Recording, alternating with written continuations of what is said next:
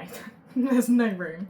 In this segment of today's video... Hello everyone, just interjecting to say that this is obviously not going to be a segment, this is the whole video. I was going to insert it into another video, but I thought it could be a video all of its own, so here we are. We are going to talk about the books that I'm unhauling, and I also have a stack of books that I'm temporarily taking off of my physical TBR, and I'll explain why in a minute. But for the books I'm unhauling, I thought this would be a nice segment just to kind of show you what I'm getting rid of. You can either convince me to keep them, or you can head on over to my Vinted, which I will put on screen somewhere right now. I'll more likely than not be listing these on there.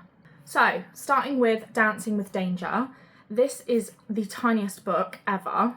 Part of me thinks I may still read this, and obviously this is an unhaul stack that will just sit kind of waiting until I give them to friends, family, sell them, whatever. I'm not a massive dark romance fan, and it's taking me a lot to realise that, because one of my friends who reads a lot, she doesn't keep any of her books.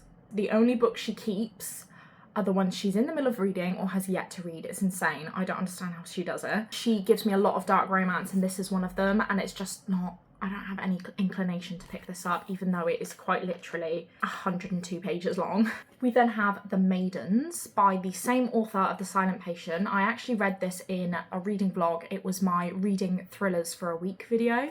You can go check that out because it is currently uploaded to my channel. I didn't think this was great. I can't see myself rereading it. It's definitely got an insane ending. Very much a psychological twist sort of ending. Please don't judge me for this next one. I'm just not going to read it. It's been on my TBR for ages and ages. I loved the Natural series. I do like a YA thriller. I don't know if it's the hype, like the amount of hype, and obviously it's got its own TV show. I don't know if that's put me off. I don't think I'm ever going to pick this up, so.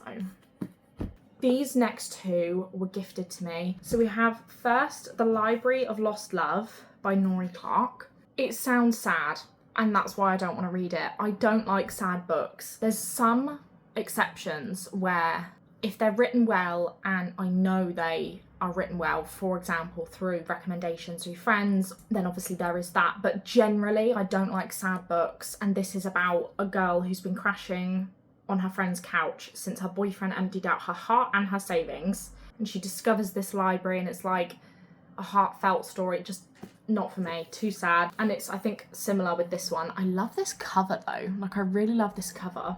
I'm not a massive romance reader anymore. I think there has to be some sort of other element to it. There is an example right here. I just need something alongside the romance to keep me entertained in the story, because I don't want to read about whether he's messaging you back or not, and if he's deciding to choose you in the third act breakup. As someone who's been reading for quite a while, I think I've seen it so much, I'm just kind of like, yeah, let's just put it to one side, you know? It's some sort of Viking lookalike Eric Storm to be her roommate and maybe even her fake boyfriend. It's just not something I would pick up. Flawless by Elsie Silver. I think a part of me would like to give this another go, purely because everyone rants and raves about this friggin' series. I bought it when it was on offer in the works. Again, just standard romances. They don't do anything for me. There's nothing fascinating about them. I then have two Matt Haig books. We've got How to Stop Time and The Midnight Library. I have read both of these. I've read this one, like I bought this maybe when I was like 18, 19, and I hate the cat plot in this. I hate that the cat dies. I don't like it, and I understand, because I think he wrote mental health books before he started in fiction. I know a lot of the reason why people don't like this is because it ends not in like a fantasy way like the plot would suggest, but it ends with like a nice message, like a life meaning message, you know? But the cat really ruined it for me, and I've read it and it wasn't bad, but I'm just not going to read it again. Same for this one. This one was quite good actually. I did enjoy this, but yet again, I'm not going to pick it up again. Sophie Kinsella, Remember Me. I got this in a book bunker secondhand, and it's absolutely mutilated. I don't actually know if the colour of the cover's meant to be yellow, but she's yellow. Even if I read it, it's not something I'd keep on my shelf. I remember that Sophie Kinsella was the first physical book author I'd ever read outside of Wattpad. So I started reading her when I was 17, read 10 of her books, still have those books, but it's just, I think that era is kind of closed. If I was going to read her now, it would be rereads of ones I've already read. An Education in Malice. This was given to me by my friend, and I know that it's a sapphic romance. It's some sort of academic rivalry. I can't do academic. I can't do schools. I don't know why. I don't like reading about school. I hated school and I don't want to go back there, fictionally or in real life. So DNF. No, not DNF. Unhaul. Terms and Conditions by Lauren Asher. I read the first book in this series, the fine print, years ago. Again, enjoyed it at the time, but I just don't think this is something that I would enjoy to pick up now. I'll most likely put this on my Vinted. King of Pride. I know that there's like, this is a massive mixed bag, like truly 50-50 whether people like this or not. And there's a lot of people who like certain books in this series, but not all of them. There's like 6 out at the moment. But I read the first one, thought it was extremely mediocre, have no interest on picking up the second. I just think a CEO, rich man, unless it's done exceptionally well and it's slightly out of the box, it's just, there's 100 other books out there exactly like this. Do you know what I mean? A Fragile Enchantment. This cover is so beautiful. I love when books are smooth as well. This I started and ended up DNFing, which I did not expect because this sounded right up my street, and it was the fact that it was like candlelit balls and whimsical and she's a dressmaker, but it was just written very for a younger audience, I think. This has been on my Vinted for a while, but no one's gone for it yet, which kind of surprises me. I know I haven't really seen anyone talk about it, but I would have thought something like this would go. But Scarred by Emily McIntyre. I couldn't read the first one because the name of the female protagonist is my nan and the name of the male protagonist is my dad, so I just could not bring myself to do that. This one, out of all the ones in the series, sounded the best to me when I got it. Thinking about it now, a smutty fairy tale retelling. I think knowing after is fine, but I don't like knowing that we're doing a retelling. I don't like knowing where we're going in the story. I'm not hugely into smut at the moment, so yeah, unhaul. We then have this book here, which was given to me by my friend, and it's Fantastic Land by Mike Bokoven. And I truly do not understand this. Is it fiction? Is it non-fiction? Like, is it based on something real? It's a very strange layout. It's all laid out in like interviews and there's no real dialogue. I'm just very confused and I don't know if it would be my type of thing. If anyone thinks I should read this, please let me know, because technically it is only, it's under 300 pages. It's like 250 pages long. And finally, we have Love and Saffron, a novel of friendship, food and love by Kim Fay. This I bought when it was reduced in the works to like 50p because it's 190 pages long and it's all set out in like, it's very strange. It's like there's recipes in here. It's got a very strange layout, but I bought it thinking it was cutesy and I'd want to read it, but I just have no interest. So now onto our stack of books that are temporarily getting removed from my physical TBR, because I needed to reduce my TBR, and like I said, I'm not interested in picking up romance at the moment, but these are books that I don't want to get rid of just because I may want to read them in the future. So what I'm going to do with them is these are going to get shipped to my mum's. When I'm there, when I'm over, I may walk past, because I do have bookshelves at my mum's. When I walk past, I may think, you know what? I actually want to read that and just pick it up. I'm thinking if I just eliminate them, if they're out of sight, out of mind, when I do see them, I might get the urge to be like, you know what? I could read romance right now. But I think the pressure of them being on my TBR, especially when I'm trying to reduce it, is rather intense. Is this cheating with my TBR? Possibly, but it's my channel, so we're just going to do what I want. The first one is The 5 People You Meet in Heaven by Mitch Albom. This is what my best friend lent to me, so I do need to give it back at some point. But we are both very similar in terms of we'll give each other books whenever and truly do not expect them back for years because we're really bad. And we're like, yeah, I really want to read that. And then we just don't pick it up. And I completely trust her. I literally don't mind. And I know that she'll keep them in good condition or whatever. I'd like to think she thinks the same of me. But this is about a lonely war veteran on his 83rd birthday, dies in a tragic accident. In the afterlife, your life that you've lived is explained to you by 5 people who are in it.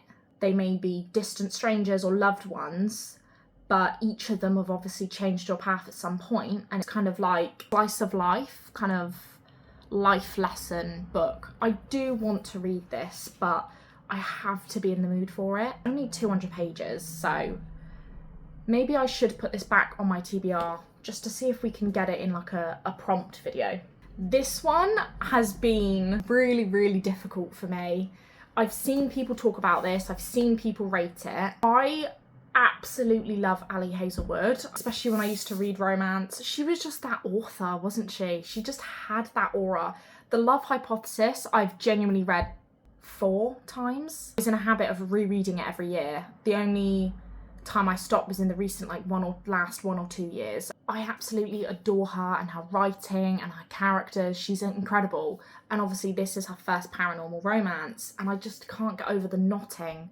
I remember watching Emmy Rossum read this, and she was like, it was good, but I never want to hear the word knotting ever again. And I feel like I'm gonna be like that. But it's one of those ones I have to read it. It's Ali Hazelwood. You can't not read a book from an auto-buy author.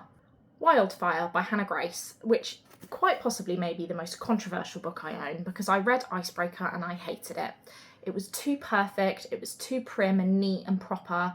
Give me rawness, give me mistakes, give me something. Don't just give me this pretty polished life in a romance where they're doing things that just don't make sense. How can you be sat in a cab of your friends, doing the dirty in the back of the car, shall we say, and they're just not noticing?